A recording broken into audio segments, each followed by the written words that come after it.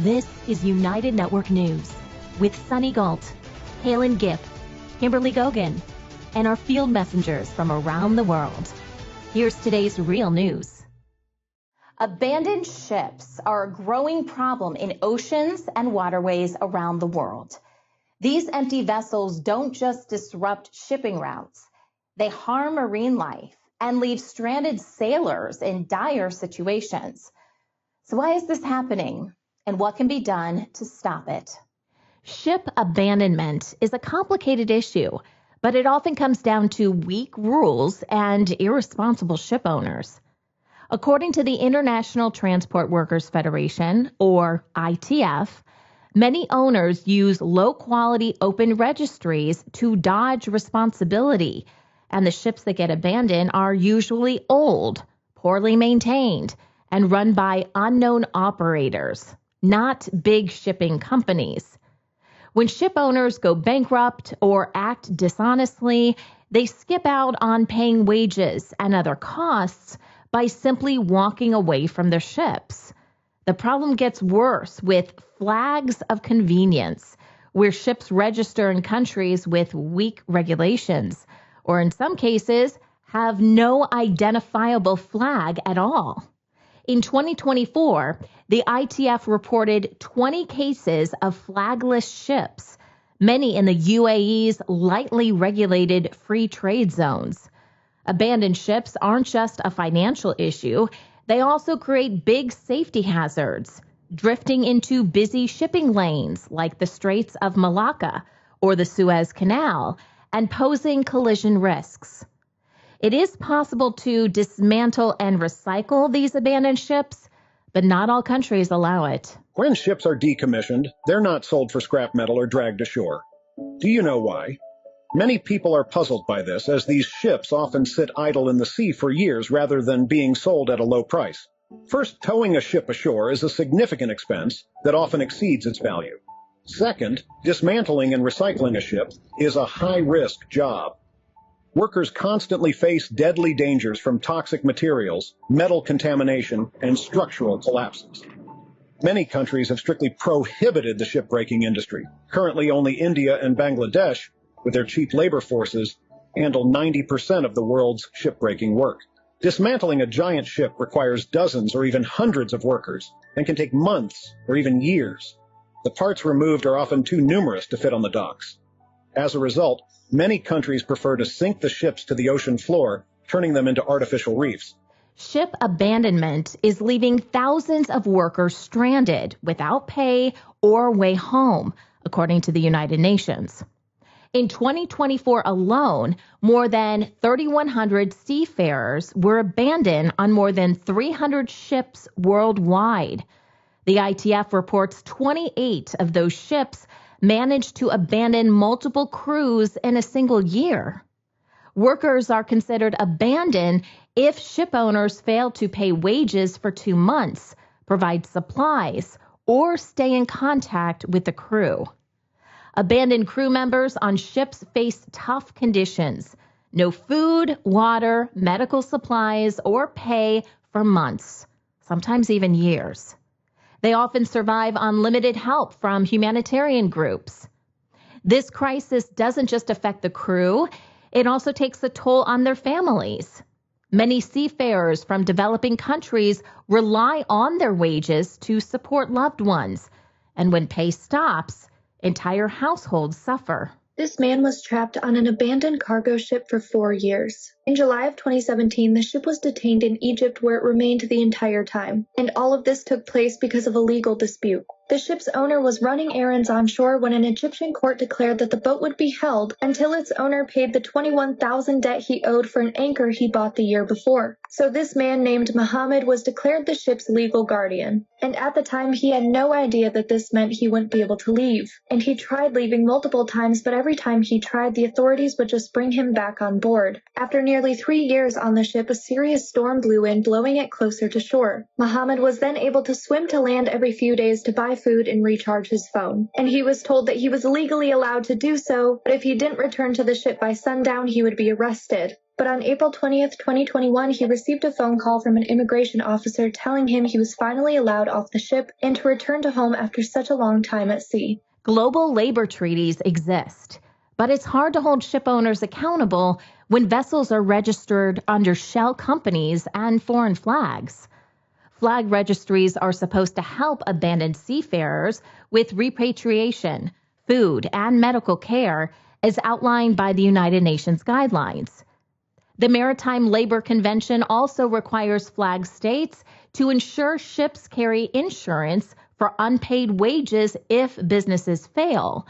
However, according to the Associated Press, an American news agency, many flag states like Panama, Palau, and Tanzania often don't step in, despite registering dozens of abandoned ships in 2024.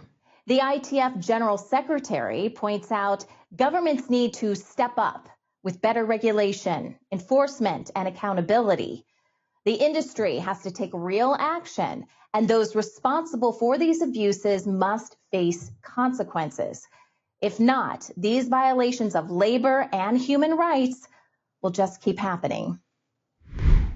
Farming is evolving, and more farmers are jumping into a journey of transfarmation, trading in livestock for plant-based crops. But this shift isn't just about learning new farming techniques. It's a big deal on multiple levels, financially, emotionally, and personally. With the food industry changing, consumer demand growing, and environmental concerns on the rise, many farmers are rethinking the way they work the land. When you buy meat from the store, it's easy to picture it coming from a small, family-run farm where animals roam freely in open pastures. But the truth is usually very different. According to the Sentient Institute, a U.S. think tank for socio and economic change, more than 90% of farmed animals around the world are raised in factory farms. Factory farms, also known as concentrated animal feeding operations, are large-scale industrial farms that raise animals for food in high-density, confined spaces. These operations are designed to maximize efficiency and profit, often at the expense of animal welfare, environmental sustainability, and public health. Factory farms are very different from small family farms. The term factory farm or corporate farm refers to large-scale agricultural production centers, also known as concentrated animal feeding operations. The profit-driven production methods of factory farming often lead to excessive waste and animal cruelty. Factory farms contribute to air and water pollution, according to a study published by the Food and Agriculture Organization of the United Nations. Factory farms are responsible for 14.5% of global greenhouse gas emissions annually. Factory farming isn't just harming animals and the environment, it's also pushing independent small farmers out of business. As massive agribusinesses dominate the industry, smaller family-run farms struggle to compete. Contract farming is a major way big agribusinesses are hurting small farmers. In this system, farmers are stuck raising animals based on strict contracts with companies like Tyson or Smithfield, which tell them what to do every step of the way. The problem is, farmers foot the bill for expensive barns, equipment, and labor, but the corporations get to call all the shots. If the company doesn't like how things are going, the farmer risks losing the contract and being left with huge debts, making it nearly impossible to succeed. Contract poultry is you sign a contract with the company that you own the houses and you pay for the houses and the equipment, and the company owns the birds, and they give you the guidelines to raise the birds, and you're on their schedule. You don't have a schedule of your own. What the grower's looking for is the day that you get these houses paid off, and then you can make some money. The bad thing about that is that time never comes, because when you get close to it, the company comes out and says, oh, we need new heaters. You need new heaters. So they got you over a barrel. I paid them off in the fall of '04, and I think in April of '06 they started pushing the upgrade. So I've had about a year and a half of what it should have been. If you want to back out of it at some point in time, you're looking at either stepping away or going bankrupt. Faced with this dilemma, Craig Watts and other farmers are now turning to Transfarmation, a movement helping to transition farms from industrial animal agriculture to growing plant-based foods like peas, mushrooms, oats, and other greens. It's not just about switching crops. It's about changing the whole way farming is done. Farmers are moving toward practices that are sustainable, healthier, and more aligned with the growing demand for plant-based foods. For many, this shift means learning new techniques, adapting to fresh markets, and rethinking how their farms operate. The push comes from a mix of economic benefits, a desire to be more environmentally friendly, and the rise of plant-based diets, a market which, according to Statista, is expected to reach $77.8 billion this year. In the end, it's about creating a farm model that's better for the planet and a more stable, profitable future for the farmers. The Transfarmation Project provides training, financial guidance, and technical assistance to help farmers make this switch. In 2016, farmer Mike Weaver blew the whistle on the chicken industry, exposing inhumane conditions and unfair labor practices. He partnered with the Transfarmation Project and is now using his old chicken barns to grow hemp as food, textile fiber, and medicine. Okay, so the last time I came to visit, this was full of chickens. There was about 45,000 chickens in this house. To imagine what to do with this space instead is exciting. Like to think, you've got this huge warehouse, what can we do with it? Yeah. And you've imagined something. Well, I've decided to convert from raising broiler chickens to trying to raise industrial hemp. What's your vision for this? What do you see in the future could happen with this area of West Virginia for this kind of product? What could it do for rural America? I hope it creates a whole lot of new jobs and new revenue for the farm. You know, farmers in America are in bad shape. Who is big animal ag benefiting? Why is it perpetuating? Wall Street, mostly. Pilgrim's Pride, who I raised chickens for, in 2015 and 16, they paid their stockholders $1.2 billion in dividends. It had been almost 20 years since their growers had had an increase in pay. That's wrong. I don't care what anybody says. So I'm trying to do my part to get that changed. Across the world, farmers are proving transformation is not just possible, but thriving. As the world leans into more sustainable food systems, the transformation movement is likely to grow. With government incentives, consumer support, and continued research in plant-based agriculture, more farmers may find the future of farming is rooted in plants rather than animals. For more information about the Transfarmation Project and how you can help, visit their website at thetransfarmationproject.org. The Branch Wellness Hub has overcome economic challenges to become a key part of its community. With strong local support, the Center offers a variety of healing practices. UNN Field Messenger Simone takes us on a tour and speaks with the founder. Hello everybody, I am here at the Branch Wellness Center in Wakefield, Yorkshire. This is Simone and I'm a field messenger for United Network Youth. As you come in, you just feel this warmness and wonderful, welcoming atmosphere. Welcome to the Branch Wellness. So Mark has established this. When did you actually establish this place? So we established this roughly around about 5 years ago. Me and my partner set this beautiful venue up because I lost my brother down to mental health. From that there, I changed professions. I wanted to go into just helping people. But what we wanted to do is help them in a holistical way rather than, putting pharmaceutical drugs right down them. We wanted to make sure we was going God's plan and doing it in a natural way.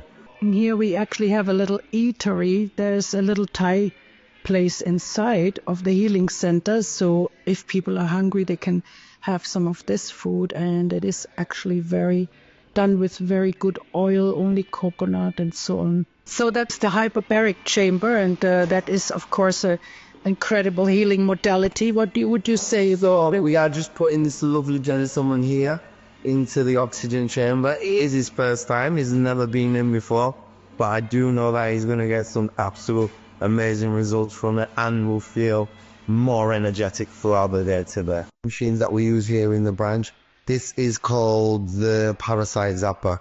So it is based off something that Raymond Rife designed, which was a Rife machine where we use frequency to heal the body. So we know that certain frequencies can have healing effects on the body, and this is an amazing machine that does it. It starts off by using the Solvrego frequencies, starting at the Earth frequencies of 174, and then climbing up to 1200 Hertz. But what it does do, it heals the body. Frequency heals the body. We'll have the bloods looked at. Once we have the bloods looked at and you can see generally everything that's really going on in the blood, then we know to kind of what we need to be treating. So we know what frequency we need to be putting on and what's going on in the body. Generally, people with cancers and various other serious illnesses need a frequency over 5 to 8.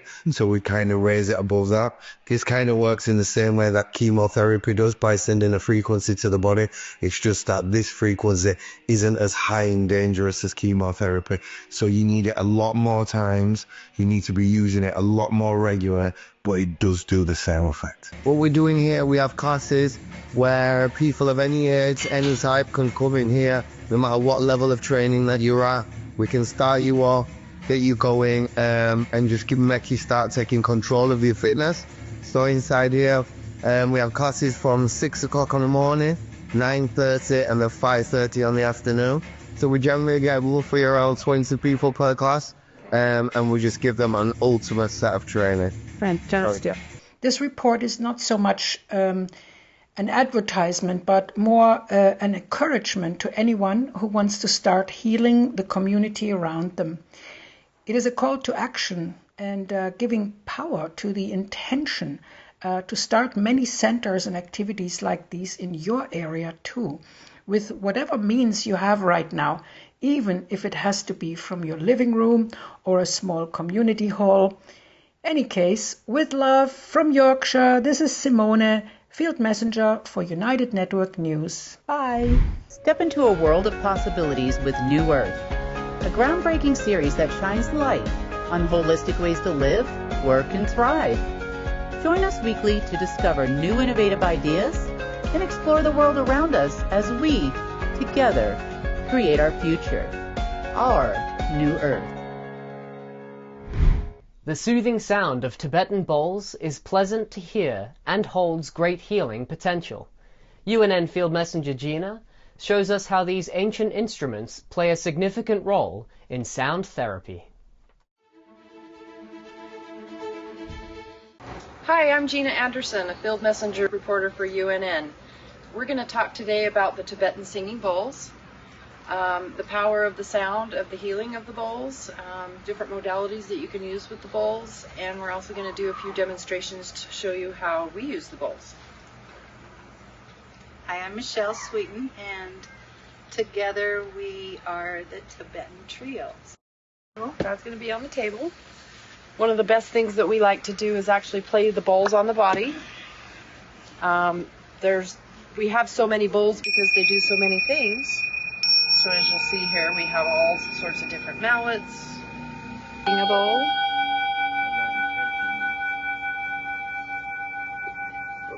And when we play the bowls, it's all about intention.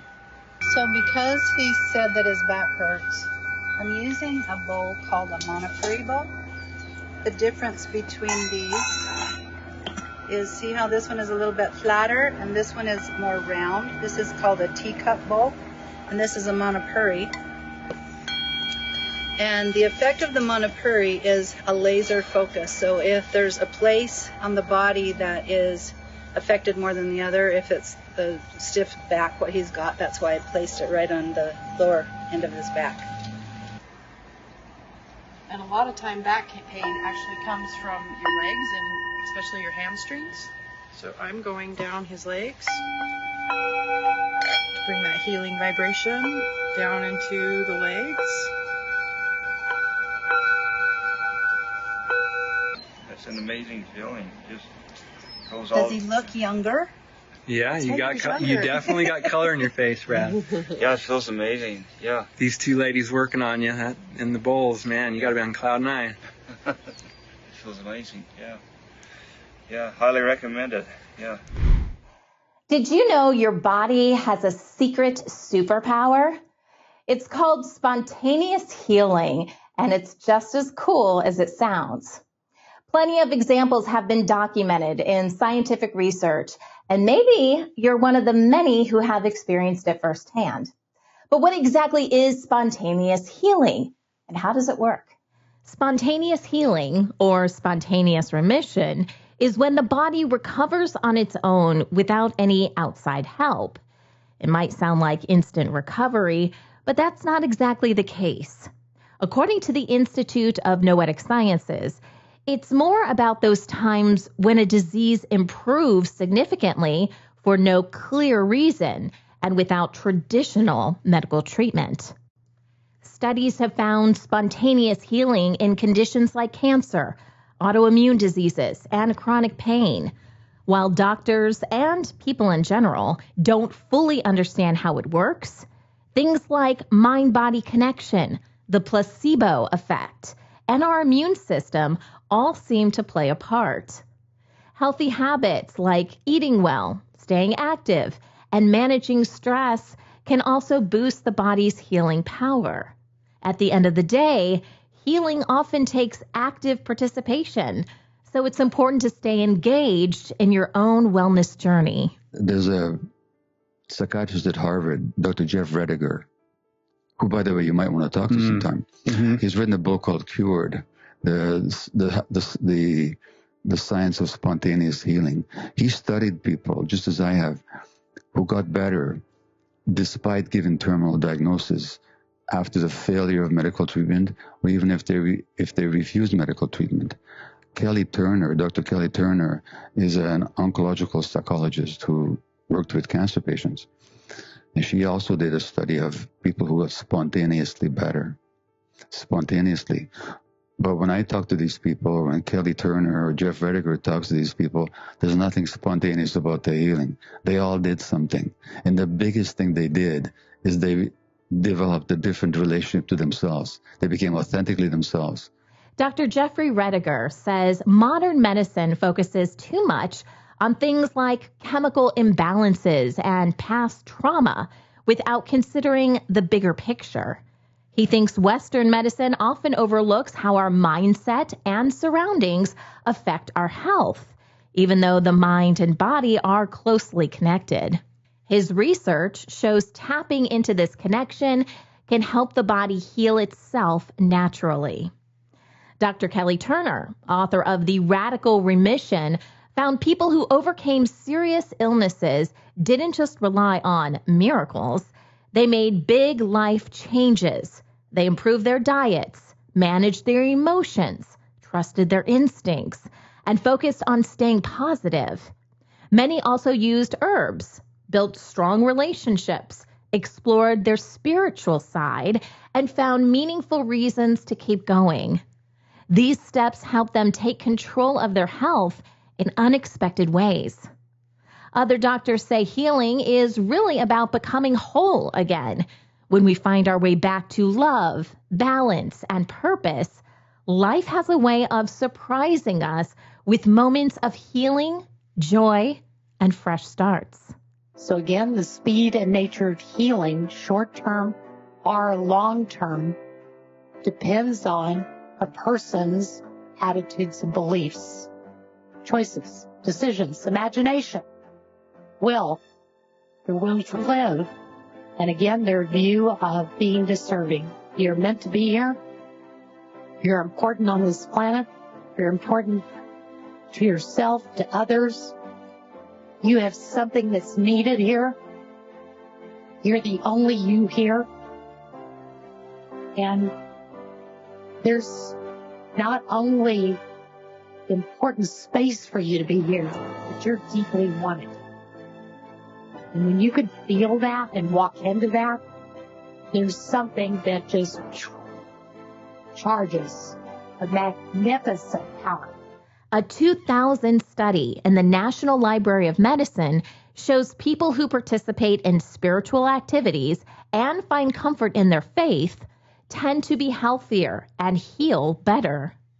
Research links spirituality to lower rates of stroke, cancer, heart disease, drug abuse, suicide, and overall mortality.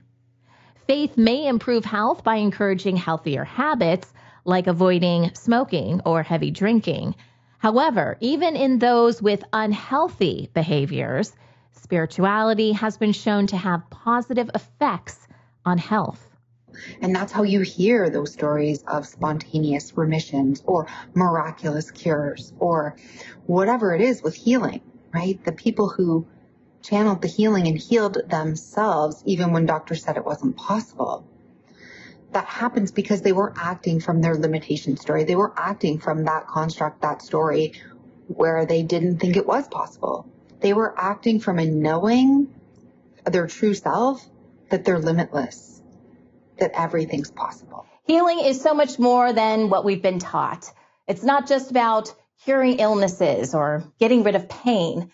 Healing has been around forever, and it touches every part of us. Physical, mental, emotional, and spiritual. Spontaneous healing can't be predicted, but it all starts with believing it's possible. At its core, it's about finding balance and harmony within yourself and within the world around you. For some, that might mean meditating, doing yoga, trying energy work, or even talking things out in therapy. Healing is personal, and it's all about what works for you. When a beautiful church was no longer active, a group of compassionate people came together to give it purpose again. UNN Field Messenger Pina and Don interview the director.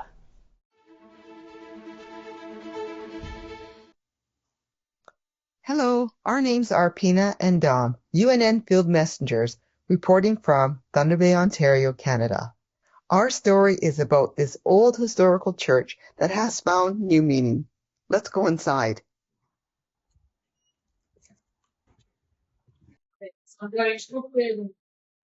Hi, we're here with Scott today at the Urban Abbey. Hi, Scott. Welcome for DG in here. But now, what is the Urban Abbey? All right.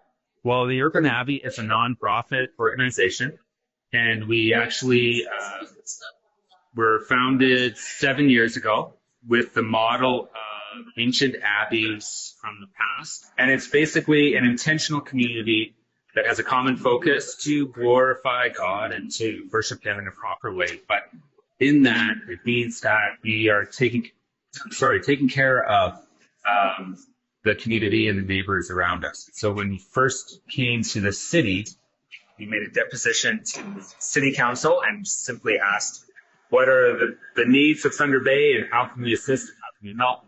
And they said homelessness, food security, and loneliness are the three primary issues with Thunder Bay. A second thing that we do is we feed 35 to 40 people a day. In addition to that, we have a 10-bed homeless shelter for women downstairs. We were doing emergency sheltering during COVID. Then in the sanctuary, it's a 300-seated community space, and we make it available for groups that want to use that, whether it's children's dramas or community orchestras or other charities running fundraisers, that kind of thing. So you do a lot that supports the city and the services. Yeah. Are there any future projects that you'd like to see or a need in our city? Yeah, we're still looking to do a youth refuge. So there isn't a designated youth shelter in Thunder Bay. And so we would still like to build that. We have the building for it, but it requires some extensive renovations. Well, thank you very much, Scott. It was very nice to meet you, and thank you for telling about the Urban Abbey here in our city. Absolutely. Thank you. Thank you for watching. See you next time. UNN is changing the face of news. Join us for our weekly Field Messenger meetings and learn how you can make a difference. Visit unitednetwork.earth for more information. Thanks for watching.